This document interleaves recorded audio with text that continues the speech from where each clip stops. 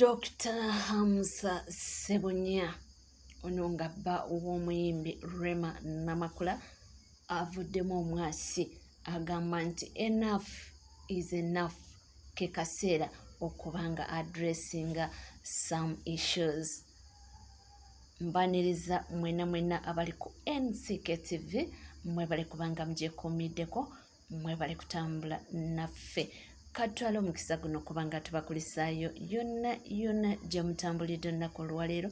Kale nno tusuubira nti buli kimu kitambudde bulungi ate nga nammwe gye muli bulungi. Gitambudde gitya, gigenda gitya? Awo nno mugyebale gyonna gye mutuusizzaako engalo. Wonna wooli, wonna weesinzidde, ankugamba kimu nti omukutu guli gumu gwokka, NCK TV. Era gwe woba oli eyo nga tonna subscribinga, kekadde obeere ng'osubscribinga. Onyiga n'akadde wobanga omaze okunyiga akadako, katuyambako okuba ng'otegeera nti munnange twataddeyo amawulire n'obanga olemwa okuba ng'ofiirwa amawulire agaba amapya ennyo.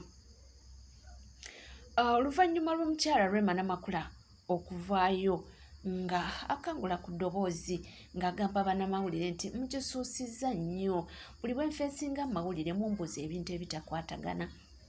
Weewaawo ensonga z'abadde ayogerako z'ensonga lw'okubanga bamubuuza buli kaseera ensonga za mukyala Fiona Nyamutoro gyekyusa bweno Fiona Namutoro, wadde eno Fiona Nyamutoro, okitegeera.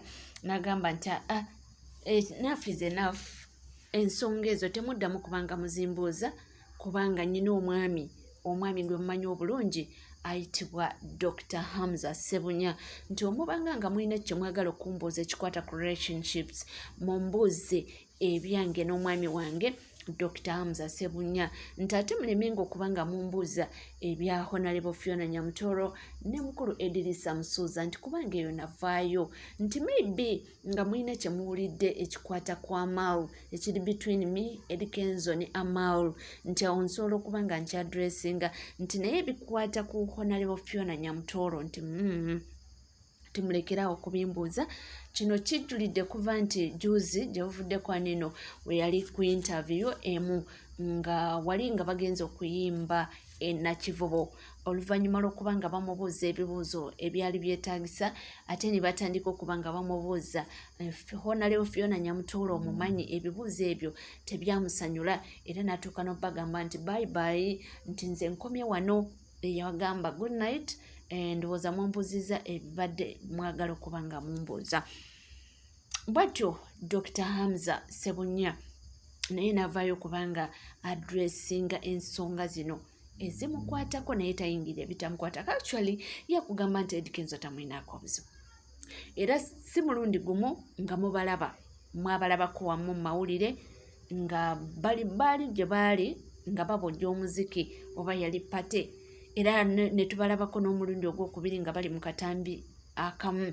Akatambi kano abantu baavaayo ne baba nga bacriticinga nti simanyi Rema alekerawo okuba nga akkiriza bba okuba nga hanging out ne Eddie Kenzo, nti si kirungi mbu omwami wo okuba nga atambula naye ng'atambula ne ex wo.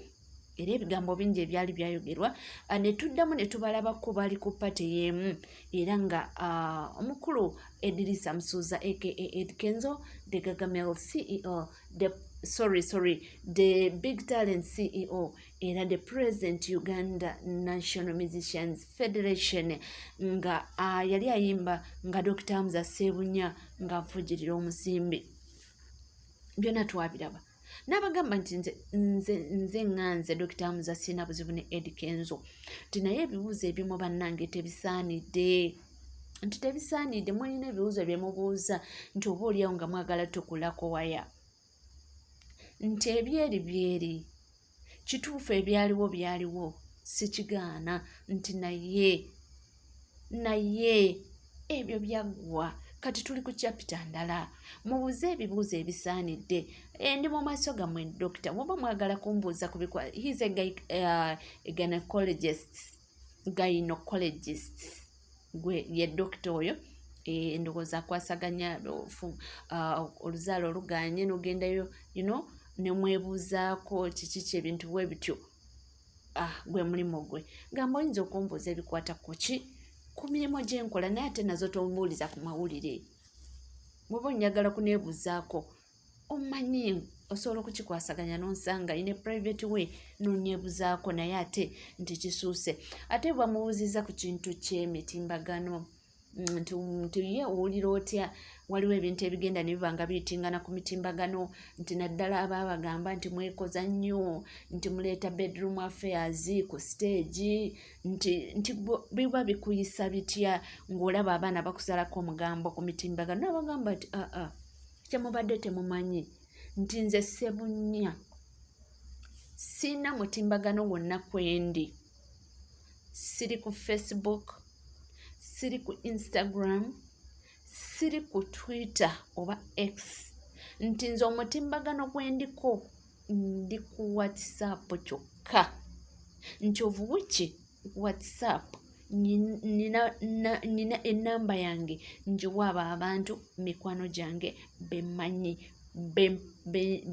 benina ku WhatsApp yange. Nti so ebyo ebisigadde mba sibimanyi. Nti era nezo Facebook accounts ezo zemulaba nti sizimanyiko. Nti bantu bagenda muntu nayigulawo Facebook account nateekako amanya gange natandikanga okubanga apostingako buli kyalabye negative posts. Naye nagamba nti byonna sina kyembimanyiko.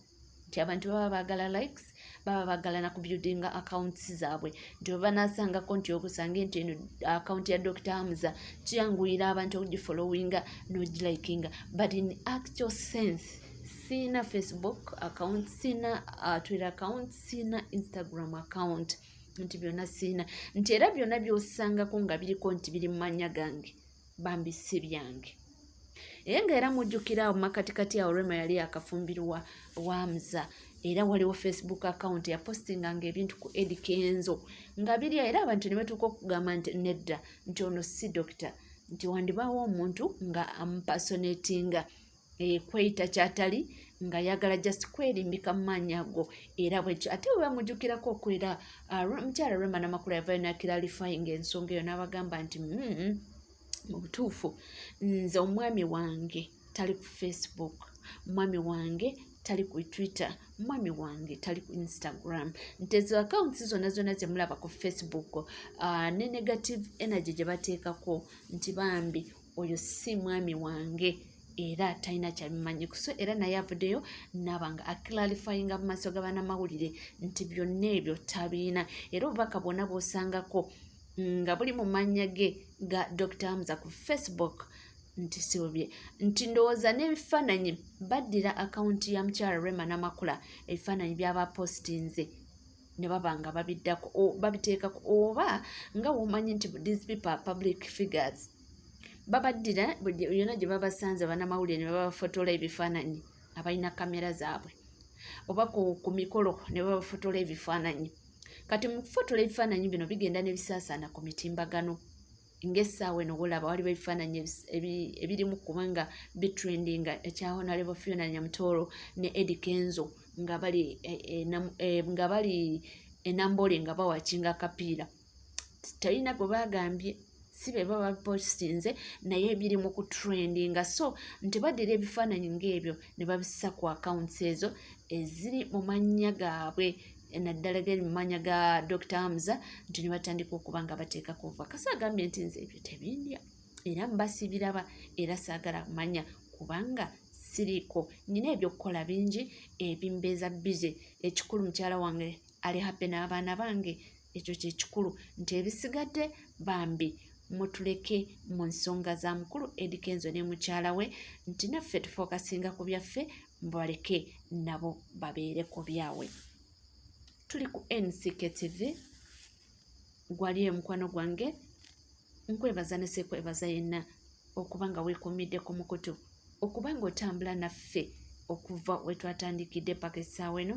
Kyokola kyamaanyi nnyo, tusimanye era tusimira ddala era tugamba nti yonna gy'oli yonna gy'osinzidde Mukama abe nga akuddizaawo akuwe buli kimu ky'osinga okuba nga weetaaga mu bulamu bw'ensi eno. Tuweerabira ku subscribinga nyiga kade ebisigadde tulakkalira nywera nja kubanga mbekutuusaako. Sigala naffe tovaawo era nga tulina amawulire mangi nnyo nnyini ddala ge tukomawo nago.